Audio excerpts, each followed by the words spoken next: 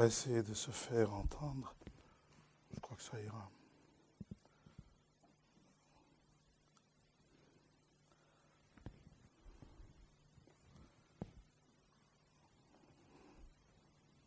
En entrant, j'entendais on chanter son disciple, je veux être.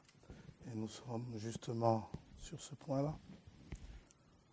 Et nous avons déjà vu que pour être disciple du Seigneur, il faut être comme son maître, n'est-ce pas? Tout disciple accompli devra être comme son maître. Et un disciple du Seigneur, il choisit toujours de le préférer lui. Amen. De le préférer à sa propre vie, la propre vie du disciple. Ça va? La vie, donc, le Seigneur passe avant ma vie, si je veux être son disciple. Le Seigneur passe avant votre vie, si vous voulez être son disciple. C'est-à-dire dans le sens de pouvoir apprendre de lui, dans le sens d'aboutir à la connaissance de la vérité, dans le sens de pouvoir ainsi être affranchi de ce péché qui nous tient. Ça va?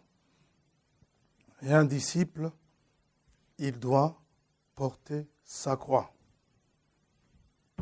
Amen. Quand le Seigneur dit qu'il doit porter sa croix, ça veut dire que chacun est censé avoir une croix. Ça va? Et comme chacun est censé avoir une croix, le Seigneur ne nous demande pas de porter la croix des autres. Dites amen à ça. Vous n'avez pas à porter les croix des autres. Pourquoi?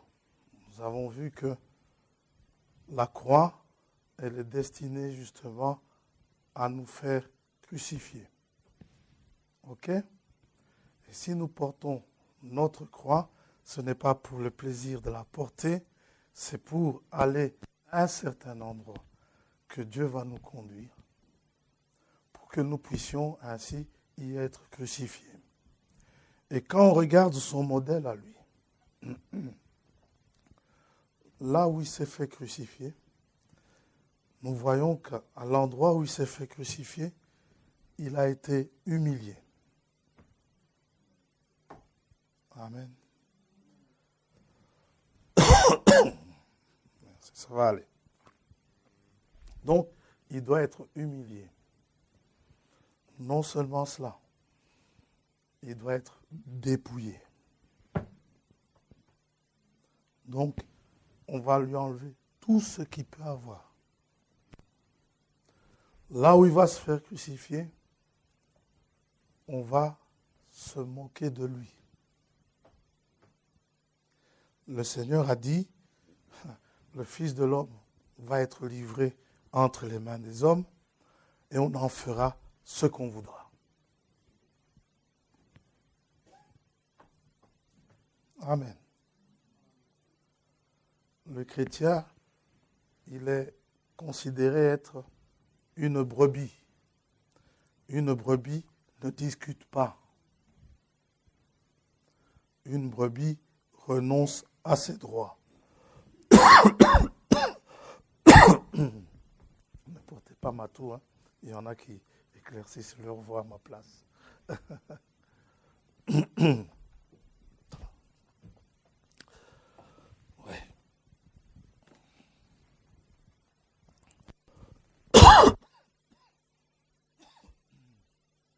Aujourd'hui, ça va mieux, vous savez. Lundi, il n'y a rien qui sortait de ma voix. Donc, un disciple doit apprendre à monter à Golgotha. Amen.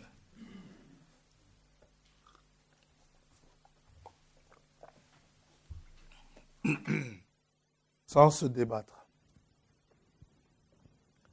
Ce sont les boucs qui se débattent. Nous ne sommes pas censés être des boucs. Nous sommes censés être des brebis.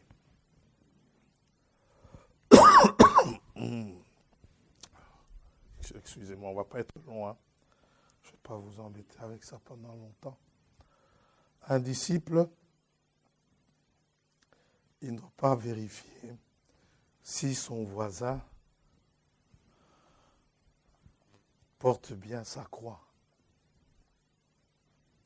Ce dont qui doit vous préoccuper, c'est que vous-même, vous portiez bien votre propre croix. Et pas commencer à regarder, hein, il ne porte pas bien sa croix. Non, ce n'est pas votre problème. À l'école, quand vous regardez le voisin, ça veut dire que vous trichez. Ça va? Et vous n'avez pas regardé la feuille du voisin s'il a eu les mêmes questions que vous. Parce qu'il y a des profs qui donnent parfois des questions individuelles. Ça va? Donc, chacun doit porter sa croix. Un disciple ne doit pas non plus choisir les périodes ou les jours où il doit porter la croix. Nous en sommes déjà à 4 points. Là. Il doit la porter chaque jour. Amen. Il n'a pas à prendre des vacances. OK? Il ne peut pas. Donc, il doit la porter chaque jour. Vous venez de chanter ici. Le Seigneur l'a entendu. Son disciple, je veux être. Lui, maintenant, il vous dit dans sa parole ce que doit être un disciple. Alors, si vous tenez toujours à être son disciple, voici les choses qui vous attendent. Amen. Et surtout, ne pas se plaindre. Amen. Et pas dire, hein, moi, ma croix à moi, elle est lourde, celle du frère François, elle est légère. Ce n'est pas votre problème. Dieu sait quel est l'impact de la croix d'un chacun. Si chacun a une croix, c'est parce que chacun a ses qualités et il a ses faiblesses. Chacun a ses penchants. Moi j'en ai, vous en avez. Alors, on ne va pas venir crucifier mes passions pour vous. Mes passions, c'est sur moi qu'elles ont de l'influence, pas sur vous. Ça va? Si je suis un menteur et que vous n'en êtes pas un, ça ne sert à rien que l'on crucifie pour vous. Ça ne sert à rien que l'on crucifie le mensonge. Vous ne mentez jamais. Ça va? Par contre, si on a ce penchant-là à deux, c'est sûr que dans notre croix, il y aura des ressemblances. Ça va? Si on a des désirs, certains désirs mondains, qui ne peuvent pas nous permettre de bien marcher, ces désirs-là, Dieu s'en charge pour qu'ils soient crucifiés. Et maintenant, il faut regarder. Qui crucifie? Ça va? Quand on regarde le Seigneur, lorsqu'il a été crucifié, ce sont les gens du monde qui l'ont crucifié. Non seulement les gens du monde, donc c'était une croix romaine, ça va? Il n'y a pas eu que le monde. Il y a aussi eu les principaux sacrificateurs, des religieux. Dites amen à ça. Et pas n'importe quel religieux. Des principaux. Donc, des gens qui peuvent être des pasteurs, qui peuvent être des évangélistes, qui peuvent être des docteurs, des ministres, en tout cas des gens qui conduisent. OK? Alors, ne commencez pas à vous casser la tête. Est-ce que c'est Dieu qui a appelé Caïphe? Oui, c'est Dieu qui a appelé Caïphe. Dites amen à ça. Caïphe devait jouer ce rôle-là qu'il a joué. L'autre souverain sacrificateur, Anne, lui aussi, il était là comme instrument de Dieu. Alors, lorsque dans votre croix, dans le port de votre croix, vous avez affaire à des conducteurs, sachez que Dieu est en train de crucifier certaines choses en vous. Vous restez toujours dans la ligne droite de la parole. Jésus va dire, on va le lire, Jésus va dire, il faut demeurer dans sa parole. Quoi qu'il arrive, n'en sortez pas. Ne passez pas votre temps à chercher si Caïphe ceci, Caïphe cela. Même un frère de l'assemblée, Judas, en était un. Et pendant qu'il en était un, c'est lui qui a livré le Seigneur. Pendant qu'il a livré le Seigneur, les autres, quand vous regardez l'histoire des disciples avec Judas, jamais une seule fois, les autres ne l'ont soupçonné. Mais nous, on est vite suspicieux. Dites amen à ça. Paul dit aux Corinthiens, l'amour ne soupçonne pas le mal. Même quand le Seigneur dit à Judas, Judas, ce que tu as à faire, fais-le promptement, aucun disciple n'a réalisé que Judas allait livrer le Seigneur. Mais si c'était l'assemblée de la rue de Firlan, c'est sûr, il y en aurait qui auraient déjà commencé à dire aux voisins, il part livrer le Seigneur.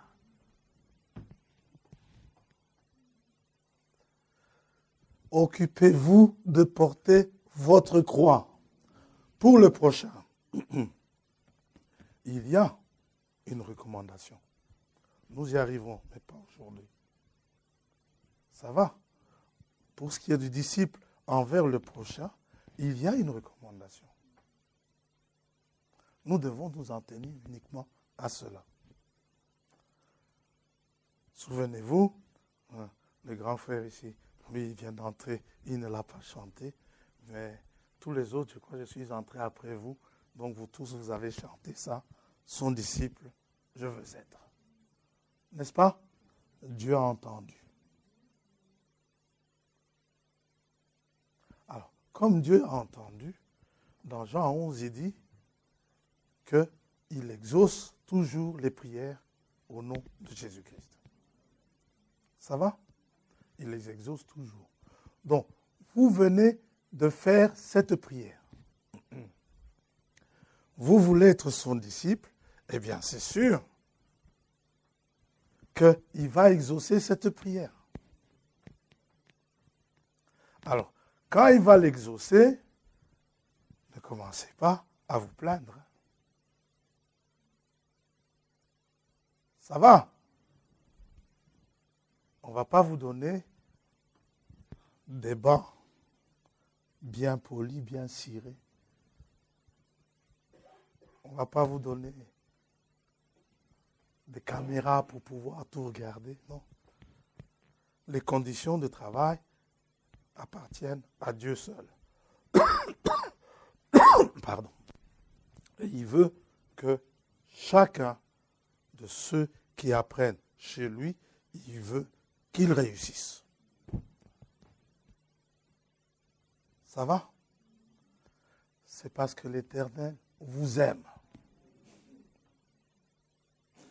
Et il dit, il châtie ceux qui l'aiment. Et il dit, ne vous en faites pas. Les plans, les projets qu'il a de vous sont des projets de bonheur. Est-ce que vous le croyez? Il dit que si vous demeurez dans sa parole, quoi qu'il vous arrive, que votre croix soit lourde, qu'elle ne soit pas très lourde. Il le dit sans peut-être. Il dit, vous connaîtrez la vérité. C'est une promesse. C'est ainsi dit le Seigneur.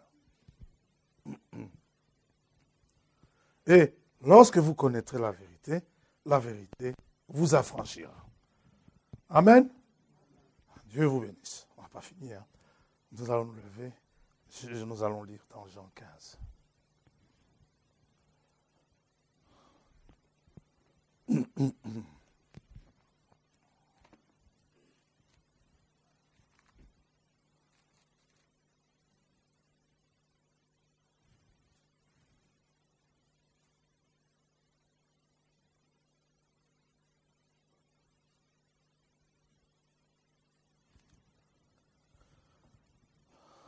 Les 8 premiers versets.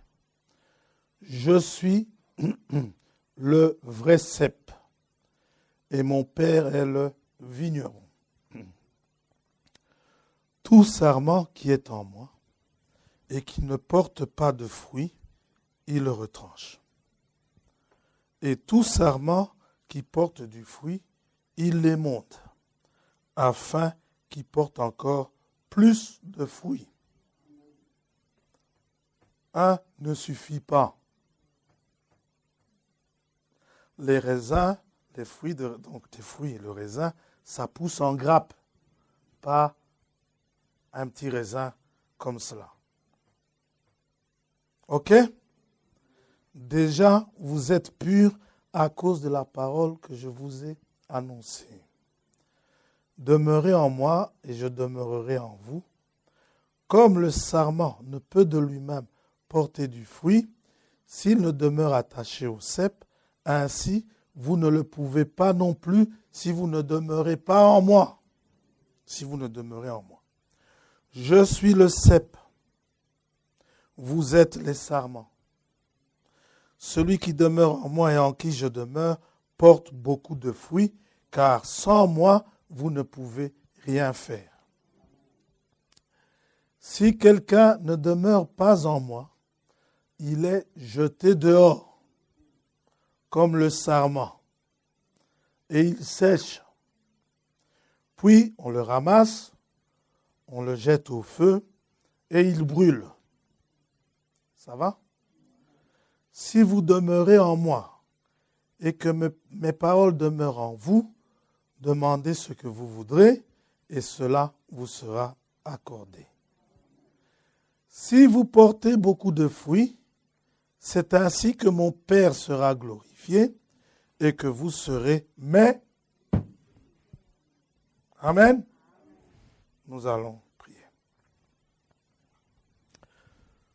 Frère Tombeau, Jésus-Christ, ouvre-nous la porte.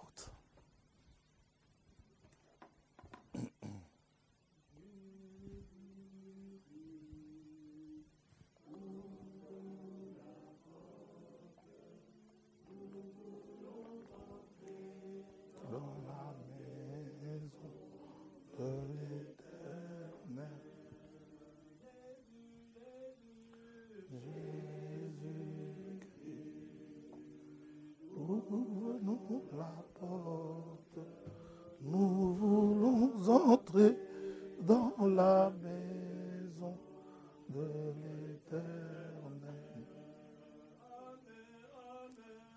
Amen. Alléluia. Nous allons entrer dans la maison de l'Éternel.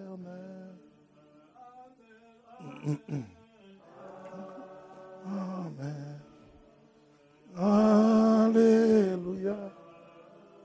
Nous allons entrer dans la maison. Te remercions, Seigneur, pour l'occasion bénie que nous avons ce soir. Et c'est vrai, lorsqu'on nous dit « Allons dans ta maison », cela nous remplit de joie. Et nous te sommes reconnaissants parce que c'est une maison de correction. Nous te sommes reconnaissants, c'est là que nous sommes instruits. Parce que dès le départ déjà, tu demandais à ce qu'on assemble ton peuple pour que tu puisses lui parler. Aussi, lorsque nous venons dans ta maison, ce n'est pas juste une petite visite, nous savons que l'Éternel va nous parler.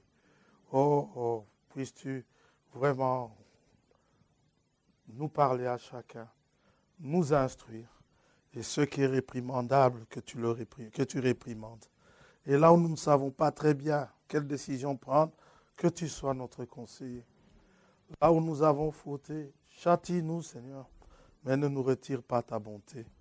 Sois-nous favorables ce soir. Oh, permets que ta parole puisse être apportée. Malgré la faiblesse de la voix, oh, la voix n'est rien, mais ta parole est toute chose. Qu'elle puisse tout simplement sortir, que cette soirée ne soit pas vaine, que nous puissions entendre et être instruits de toi pour la gloire de ton nom. Nous te le demandons au nom de Jésus-Christ, notre Seigneur. Amen. Nous pouvons nous asseoir.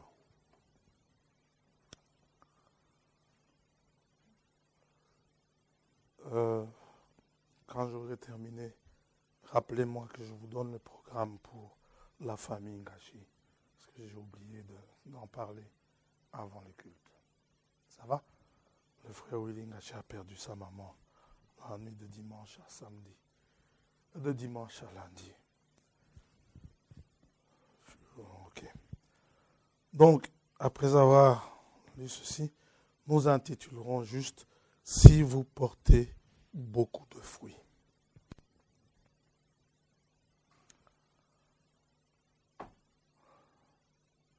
Si vous portez beaucoup de fruits, c'est ainsi que mon Père sera glorifié. Quand vous dites « sois glorifié », Dieu ne se contente pas juste qu'on le lui dise « sois glorifié ». Dites amen à ça. La meilleure manière de faire de sorte que Dieu soit glorifié, il faut porter beaucoup de fruits. Ça va? Si vous voulez que Dieu soit glorifié, il faut porter beaucoup de fruits. Pas un fruit, je le répète. Beaucoup de fruits. Alors, le Seigneur, il commence par nous dire, il est le cep. Le cep, c'est le pied de la vigne. Bon, je vais le dessiner comme un arbre classique, quoique ça ne ressemble pas vraiment à ça, mais c'est pour que nous puissions comprendre. Ça va? Le pied de la vigne, allez, disons il est comme ça.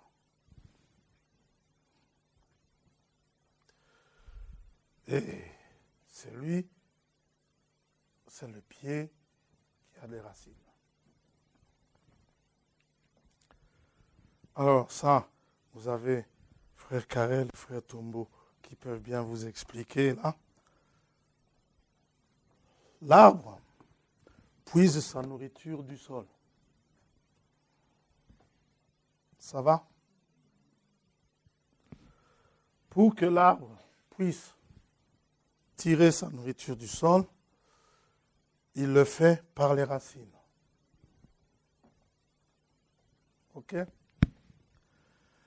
Et que ces éléments-là, dont l'arbre va se nourrir, doivent pouvoir bouger, se mouvoir, aller vers les racines, ou les racines aller vers elles. Comment est-ce que ça arrive là-bas? On arrose, n'est-ce pas? Avec l'eau, l'eau va charrier la nourriture des racines, ça va arriver, et avec cette eau et cette nourriture, ça va former un certain liquide qui va monter par les canaux, n'est-ce pas? Par les canaux de l'arbre. Ce liquide, cette substance, on appelle la sève. OK? Tout cela pour nourrir plus haut. On va y arriver. Alors, celui qui donne la nourriture, c'est le cep. Ça va?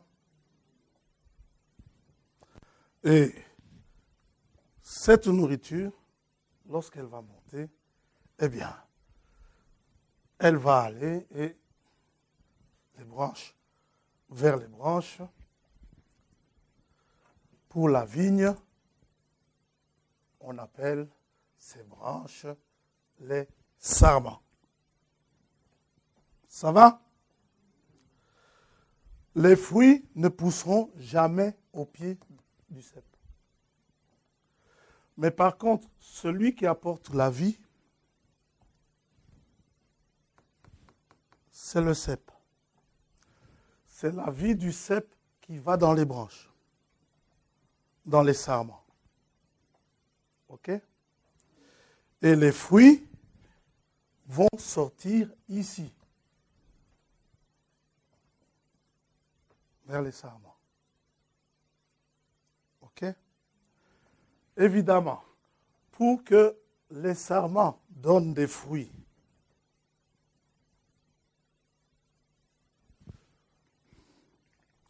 il faut qu'ils restent attachés à l'arbre. Si un sarment tombe, lorsque vous allez balayer votre jardin, vous allez le ramasser, vous allez le jeter dans la poubelle. N'est-ce pas?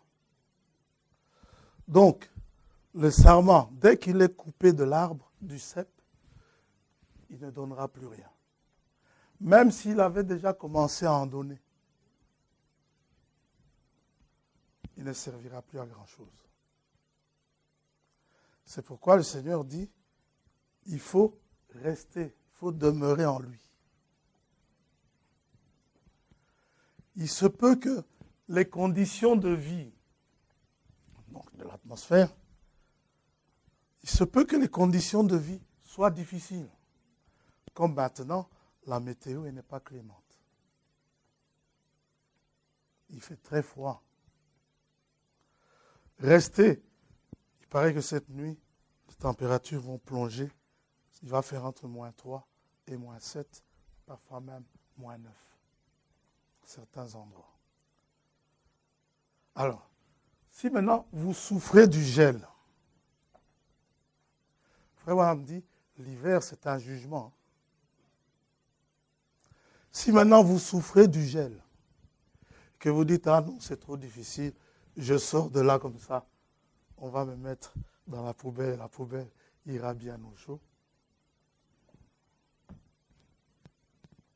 vous allez sécher.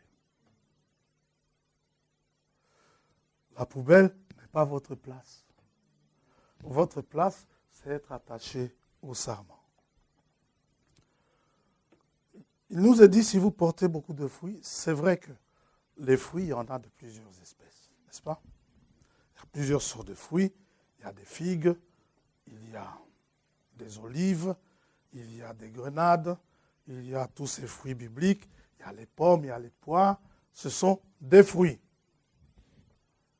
Mais ici, le Seigneur nous parle d'un fruit bien particulier. Le fruit du cep.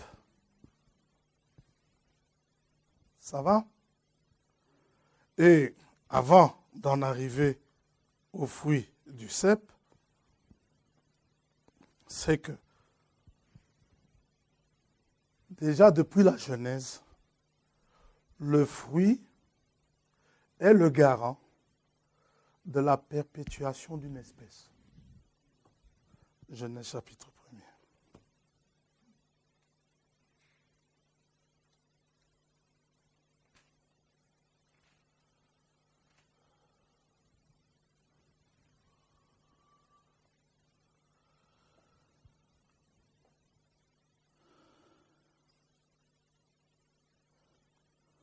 Verset 11. Puis Dieu dit que la terre produise de la verdure. Amen. Que la terre produise de l'herbe portant de la semence. Que la terre produise des arbres fruitiers donnant du fruit selon leur espèce. Dites amen à ça. Et ayant en eux leur semence sur la terre. Et cela fut ainsi. La terre produisit de la verdure, de l'herbe portant de la semence selon son espèce, n'est-ce pas? Et des arbres donnant du fruit et ayant en eux leur semence selon son espèce. Et des arbres donnant du fruit et ayant en eux leur semence selon leur espèce, Dieu vit que cela était bon. Ça va? Alors maintenant, c'est bien de dire à tout le monde, comme le Seigneur l'a dit dans Jean 15, que nous sommes les sarments. C'est bien que je vienne vous dire ici tout de suite, vous savez, je suis un sarment.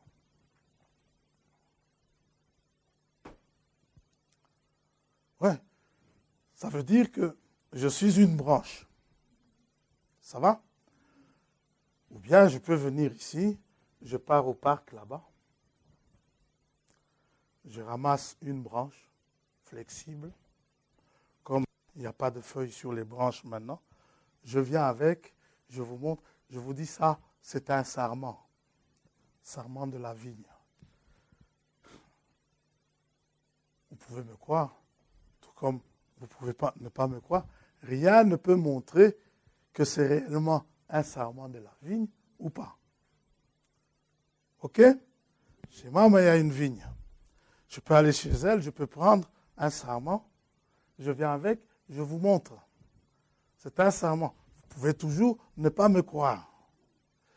Jésus a dit, c'est bien que l'on vous dise, ça c'est telle branche, mais la meilleure façon de les reconnaître, vous les reconnaîtrez à leurs fruits.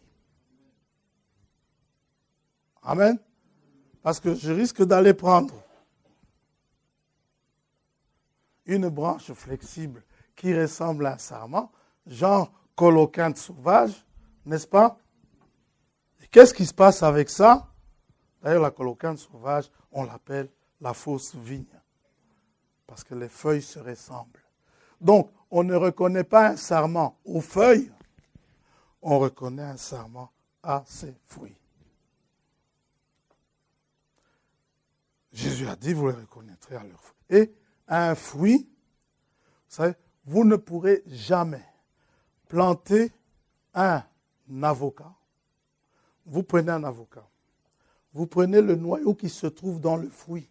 Le fruit renferme la graine, n'est-ce pas? Le noyau qui est là, c'est la graine. Ici, pour un avocat, c'est une énorme graine. Mais c'est la graine.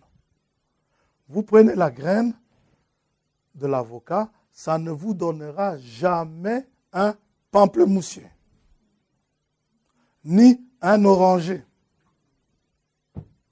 Dites amen à ça. Ça donnera toujours un avocat. Les raisins que vous mangez, avec les pépins qu'il y a dedans, les pépins là ne donneront jamais des mangues, ni des fraises. Ça donnera des raisins. Amen. Ça veut dire que quand je vais regarder le fruit, je vois un raisin attaché au sarment. Ah oui, ok, c'est vrai que le sarment donne des raisins, donc c'est un sarment de vigne. Ce que Dieu a dit au commencement, que chaque fruit avec sa semence à l'intérieur ne peut donner que de son espèce. Et comme nous voyons ici dans Jean 15, le Seigneur compare un homme à un arbre. Jean-Baptiste dit la même chose. Jean-Baptiste dit, la cognée est mise à la racine des arbres. Il ne parlait pas des arbres de la forêt, il parlait des arbres des gens. Où il leur disait qu'il fallait qu'ils se repentent. Ça va? Alors, maintenant, ces fruits-là, ne pouvant donner que selon l'espèce, l'homme aussi a une espèce. Je suis une certaine espèce. Et les fruits que je donnerai, ce seront des fruits de mon espèce. Frère François, comment ça, tu es une espèce? Exode chapitre 12.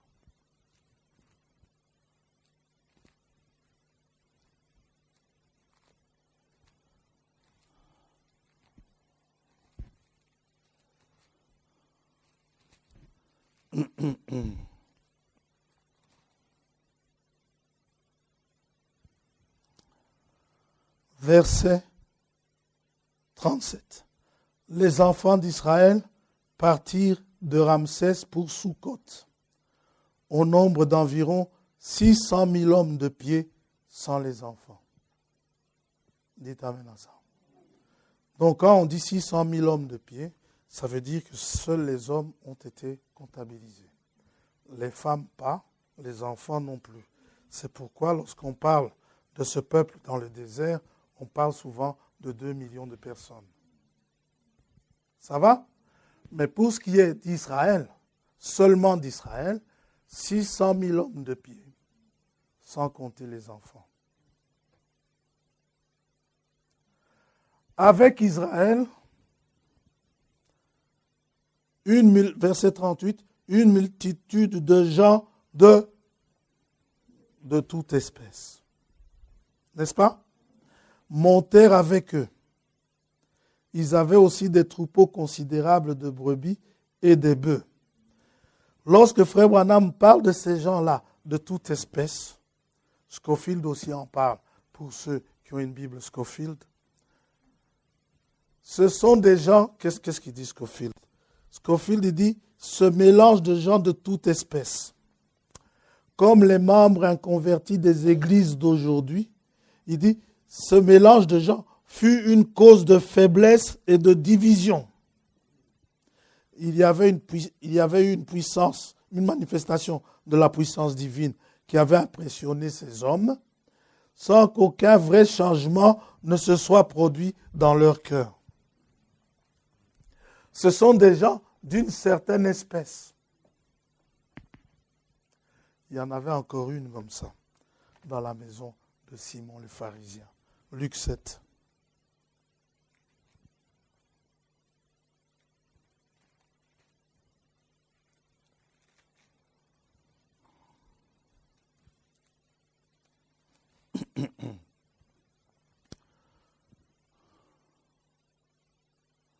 Verset 37. Et voici une femme pécheresse, dites amen à ça, qui se trouvait dans la ville. La Bible dit clairement que c'était une femme pécheresse. Dites amen à ça. Ayant su que Jésus était à table dans la maison du pharisien, apporta un vase d'albâtre plein de parfums et se tint derrière, aux pieds de Jésus. Elle pleurait, et bientôt elle lui mouilla les pieds de ses larmes, puis les essuya avec ses cheveux, les embrassa et les oignit de parfum. Le pharisien qui l'avait invité, voyant cela, dit en lui-même, « Si cet homme était prophète, il saurait qui et de quelle espèce. » Et cette femme, et la femme qui le touche, il saurait que c'est une pécheresse. Amen.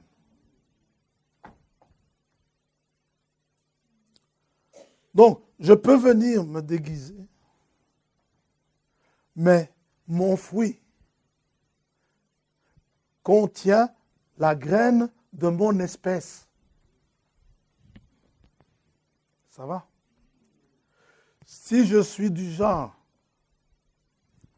si on prend l'avocat, les avocats, il y a des gens d'avocats qui ne sont pas bons. Si je suis de ce genre-là, c'est sûr que les avocats en question donneront des avocats avec des graines de cette espèce-là. Quand je planterai cette espèce-là d'avocats, ça me donnera toujours les mêmes genres d'avocats.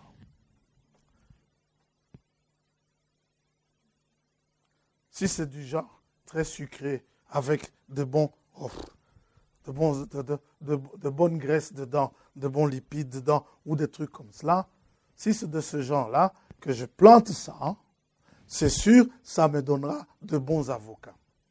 D'ailleurs, quand vous allez en acheter, vous ne venez pas les yeux fermés, vous prenez 3 avocats et hop, dans un... Non, non.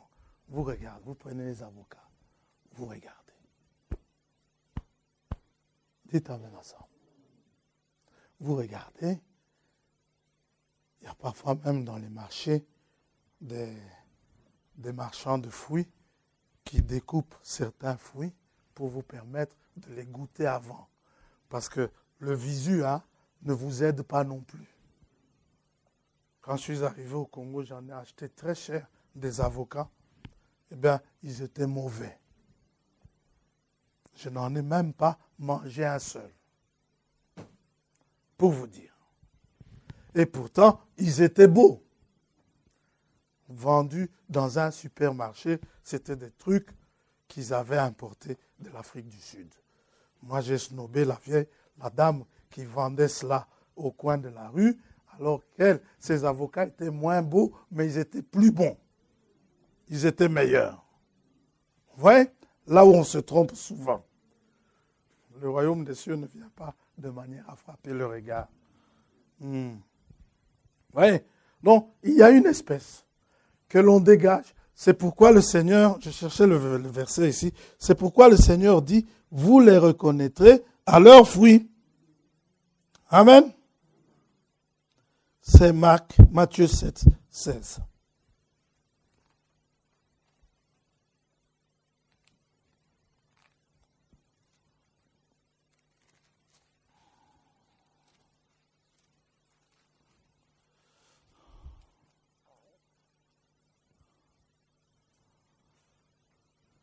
Verset 15.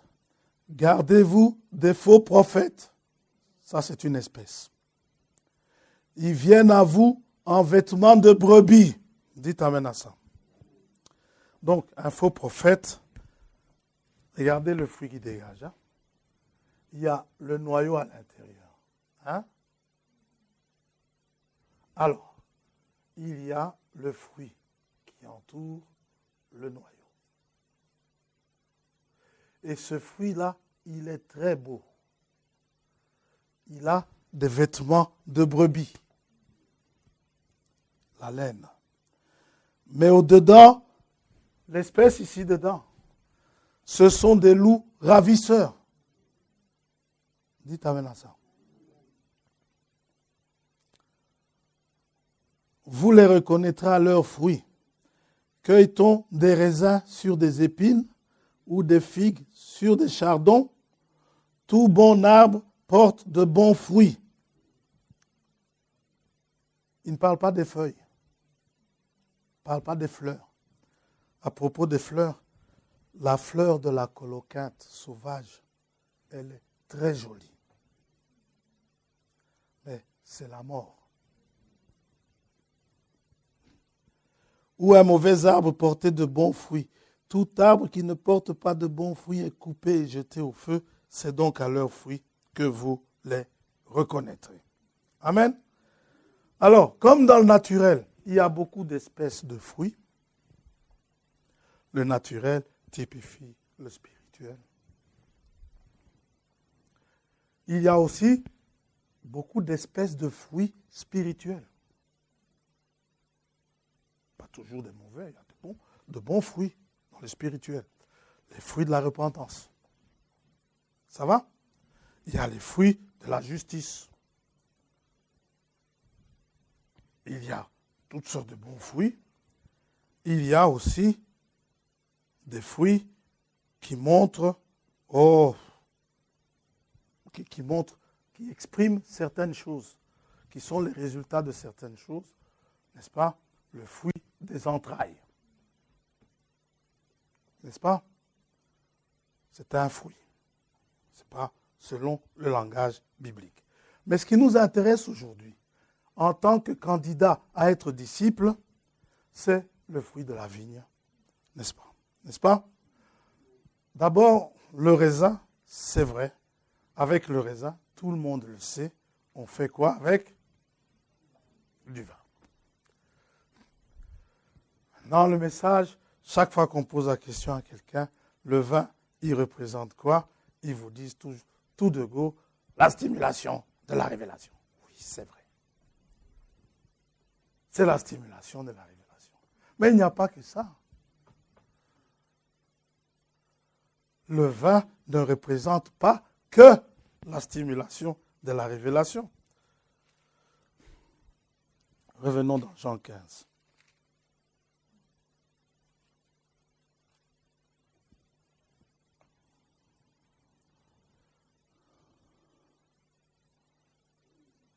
On a lu jusqu'au verset 8. Au verset 9, Jésus dit ceci. Comme le Père m'a aimé, je vous ai aussi aimé, demeurez dans mon amour. Si vous gardez mes commandements, vous demeurerez dans mon amour, de même que j'ai gardé les commandements de mon Père et que je demeure dans son amour.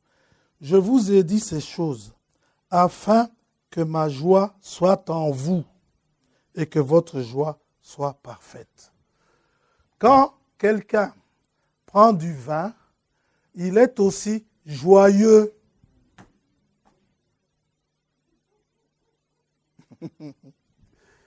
Ouais. Le vin représente aussi la joie. Amen. Le jour de la Pentecôte, ils étaient tellement joyeux avec ce qu'ils ont reçu. Les gens ne savaient pas que c'était l'accomplissement de Joël 2. Il n'y a que les 120 qui le savaient. Ça va. Mais les gens du dehors, quand ils ont vu ces gens-là marcher joyeusement dans la rue, hein, des pas gauches et des balancements de bras bizarres, ils ont dit, c'est du vin doux qu'ils ont bu. N'est-ce pas? Quand quelqu'un va au café du coin, ici en face, ici en bas, il s'imbibe de vin, après avoir bien bu, 9 fois sur 10, qu'est-ce qu'ils font? Ils chantent.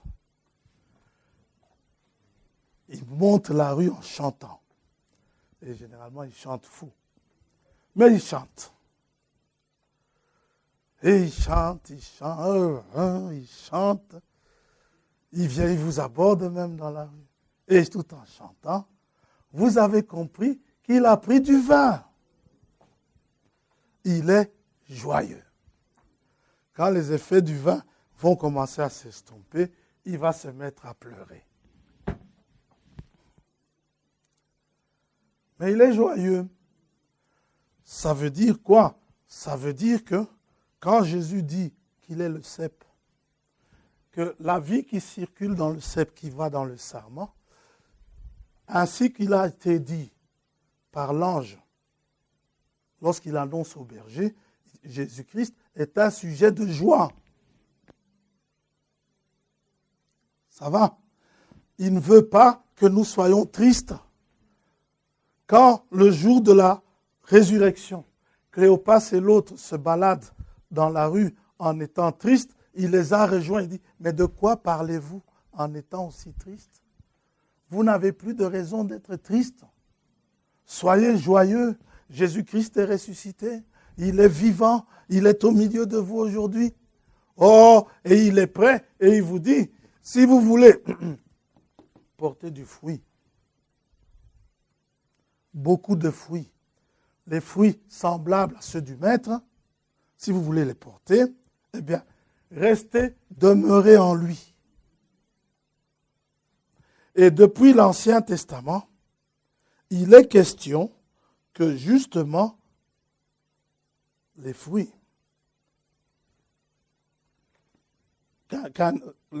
comment dirais-je, la fructification, donc le fruit lorsqu'il sort, c'est un résultat, c'est une bénédiction.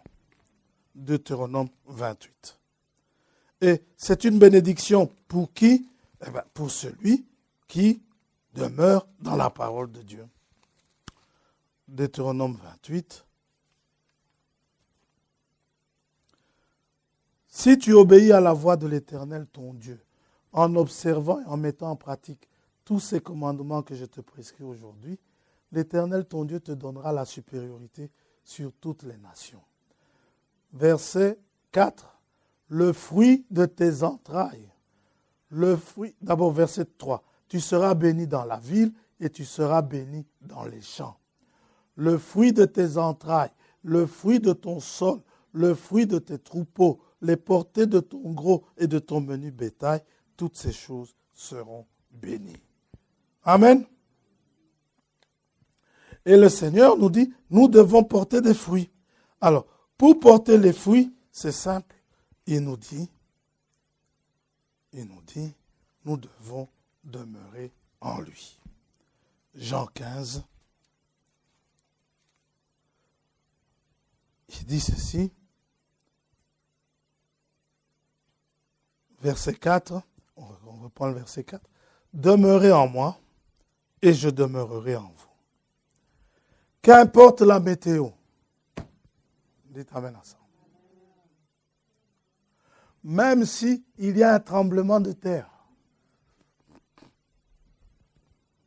lorsqu'il y a un tremblement de terre et qu'un sarment reste attaché au cep, après le tremblement, il donnera des fruits, à moins qu'il ne soit déraciné. Mais Jésus-Christ ne peut pas être déraciné. Les cieux et la terre passeront, mais la parole de Dieu ne passera jamais. Il n'y a pas un seul tremblement de terre qui peut le déraciner. Le cep restera toujours bien attaché. Et il enverra toujours la bonne nourriture au sarment.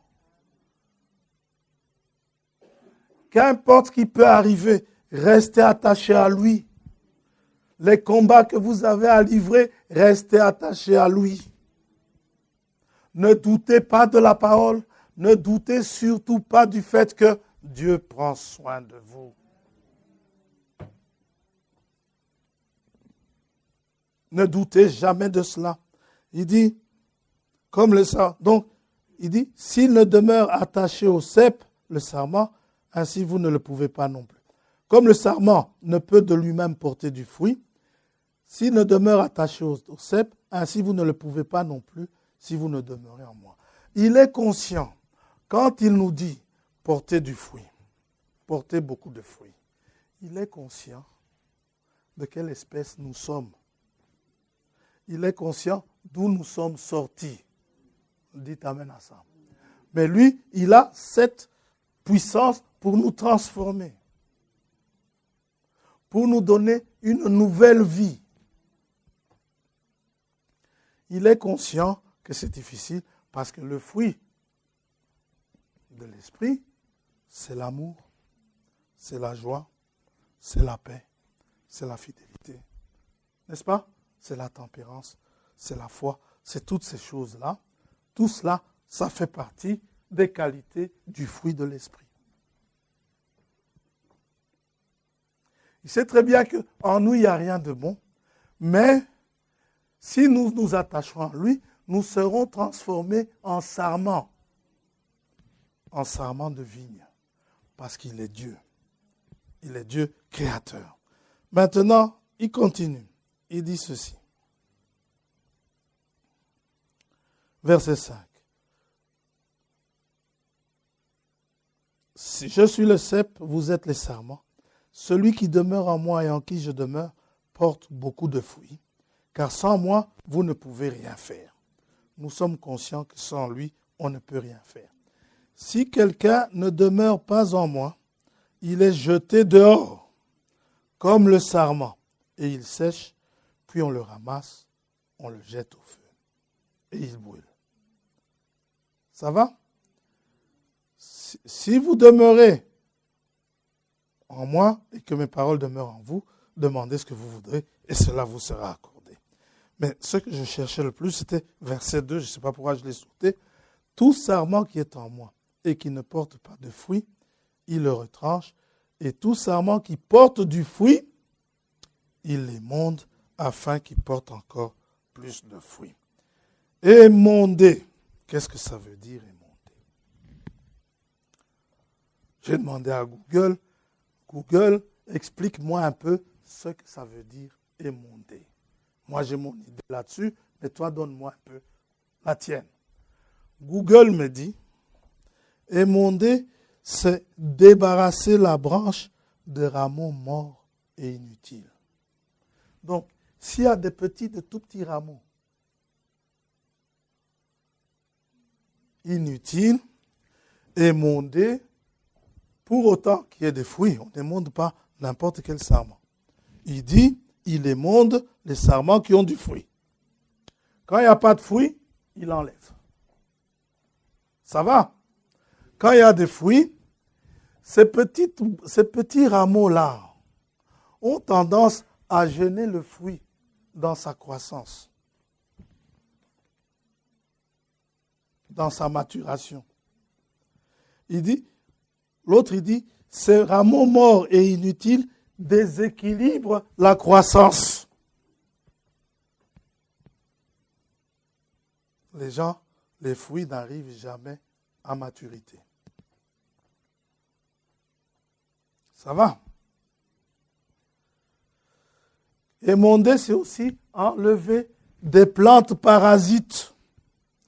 Il y a des plantes parasites qui poussent près des vignes qui viennent les étouffer. Alors, pour que le fruit, lorsqu'il sort, ne soit pas contrarié dans sa croissance, le jardinier vient, il enlève toutes ces bêtises-là, n'est-ce pas, pour pouvoir faire de sorte que le fruit puisse bien. Et surtout, il enlève les plantes parasites. Qu'est-ce qui fait un parasite? Prenons un parasite bien connu. Le ténia, par exemple. Le ténia, quand vous avez le ténia, vous avez beau vous acheter de bonnes choses au marché pour manger, mais c'est lui qui mange à votre place. La nourriture qui vous est destinée à vous, le ténia, il s'en sert. Vous avez beau lui dire, écoute, laisse-moi aussi en manger un peu, j'ai faim, il ne vous en laissera pas une miette. Ça va? C'est ce que font les parasites, qui veulent venir manger les bonnes choses que Dieu est en train de vous donner. Mais ceux-là ne lui sont pas destinés. Ce sont ces démons-là qui viennent se nourrir de votre vie, tout en vous faisant faire des choses bizarres. Dans une puissance de transformer, Frère Branham parle de ces plantes parasites qui déforment les autres plantes. Vous savez, une plante je peux effacer, on est à la fin, une plante qui grandit dans la forêt, Frère Branham explique ça, et les botanistes vous le diront, elle a tendance à croître, le soleil étant là-bas. Dieu a fait de sorte que quand une plante grandit, quand elle croît, qu'elle suive le soleil, là où il y a la lumière. Si vous mettez cela près de la fenêtre, vous allez voir votre plante faire ça et se pencher pour sortir. N'est-ce pas? C'est une loi divine. Donc Dieu veut que ça monte. Alors, il y a certaines plantes dans la forêt qui sont des plantes parasites qui viennent, qui s'enroulent autour de l'arbre. Alors, l'arbre, au lieu de grandir par là, l'arbre va commencer à se pencher sous la force de ces lianes-là. Et le comble, c'est que cette force qu'elle tire, la plante parasite-là, elle tire cela de l'arbre. En mangeant aussi ce qui est destiné à l'arbre, elle va courber l'arbre et l'arbre va être privé de lumière. vous avez un arbre complètement déformé. Frère Branham dit, c'est ainsi que sont beaucoup de chrétiens.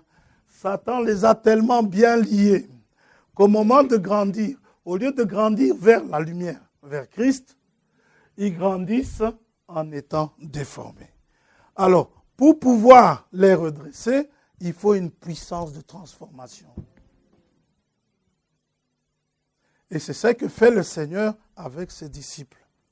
Lorsque vous êtes en tant que disciple et qu'il y a des rameaux parasites qui vous empêchent de croître correctement, par exemple, si la télé vous empêche de croître correctement, Dieu va faire de sorte dans votre crucifixion que la télé soit partie. Quand il va le faire, il va enlever la télé de votre vie, mais il va me laisser à moi la télé. Alors, n'allez pas commencer à dire que, oui, mais moi je mets la télé chez moi parce que frère François aussi a mis la télé. Non. Si Dieu estime que chez vous, il ne faut pas de télé, n'en mettez pas.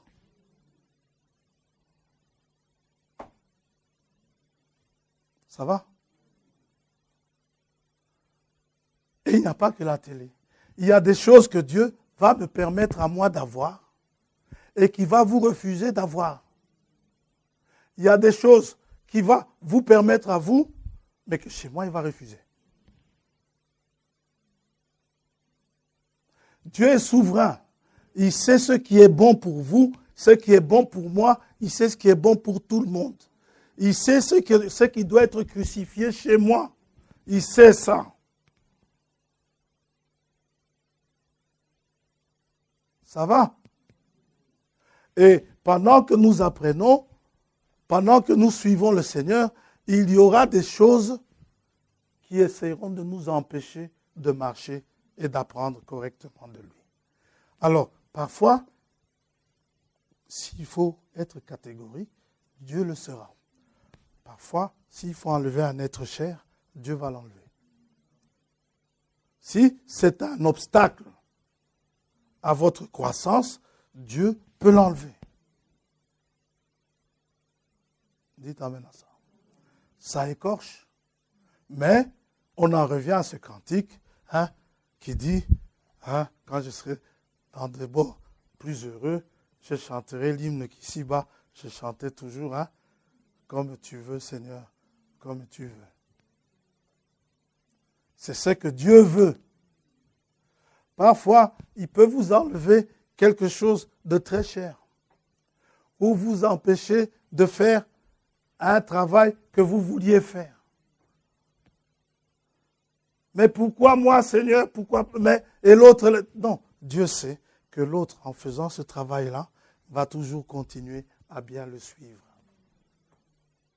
Que toi, une fois que tu auras ce travail-là, tu ne le suivras pas comme il faut. Ça va? J'ai envie d'être président de la République. C'est un métier où il y a trop de compromis à faire avec la parole de Dieu. Mais il y a des gens, comme Abraham Lincoln, Dieu a permis d'être des présidents chrétiens. Alors moi, je vais me mettre à prier, Seigneur, fasse que les gens votent pour moi. Dieu sait très bien que si moi je deviens président, c'est fini. Alors qu'est-ce que Dieu va faire? Je vais louper les élections. C'est tout. C'est lui qui place les gens. Amen. Quand vous voulez faire un certain métier, Dieu sait qu'avec ce métier, si vous allez devenir orgueilleux ou pas, Dieu dit non. Eh bien, tu ne le feras pas. Dites amen à ça. Dieu dit tu ne le feras pas. Parce que, comme il dit, je ne vous donnerai pas un scorpion à la place d'un pain. Voilà. Et ce sont des choses qu'on finit par comprendre au fur et à mesure qu'on apprend de lui. Alors, vous allez avoir des couples où tout marche et des couples où rien ne va. Dieu est en train de travailler soit l'un et l'autre, soit un des deux, soit, vous allez trouver des personnes qui avancent bien à l'école, et puis à un moment donné, Dieu stoppe. Tiens, pourtant l'autre, c'est moi qui lui donnais les réponses. Oui, mais lui, Dieu sait. Ça va? Donc, ne vous occupez jamais de ce qui se passe des autres. Pour ce qui est du prochain, il y a, en tant que disciple, il y a une recommandation. Ok? Excusez-moi pour la voix, mais ça va. Ce qui devait être dit a certainement été dit. Nous allons prier. Que Dieu vous bénisse.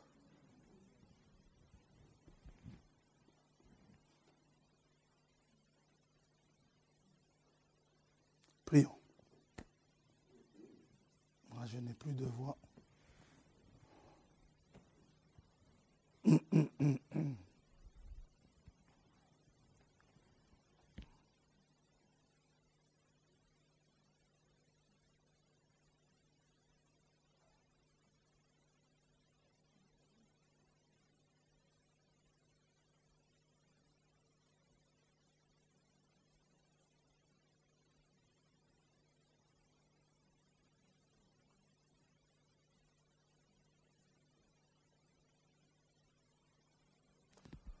Nous sommes reconnaissants, Seigneur, pour ta grâce et ta bonté.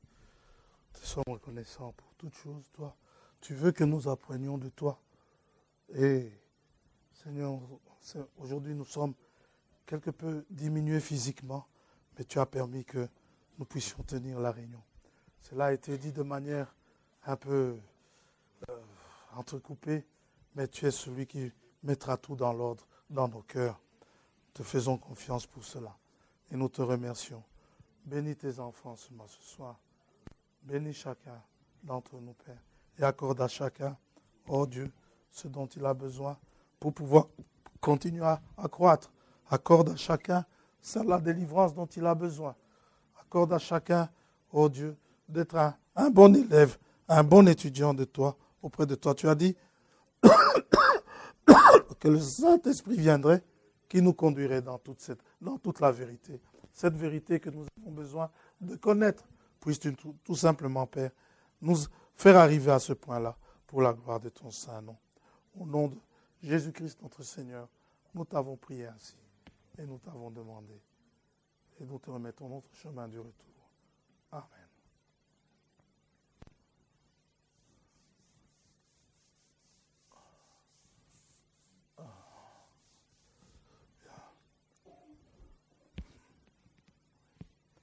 En espérant que vendredi, ça ira beaucoup mieux.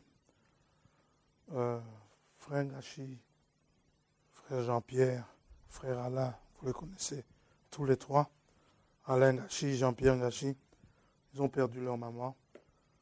Frère William a dit qu'ils ont décidé de l'enterrer aux États-Unis. Donc le frère ira là-bas. Donc on enterrera le week-end. Pas ce week-end-ci, le week-end d'après. Et il partira aux États-Unis la semaine prochaine. Alors, pour ceux qui voudront aller les consoler, il y aura un deuil tenu vendredi et samedi chez lui, chez frère Willy Ngaji. Ça va? Que Dieu vous bénisse.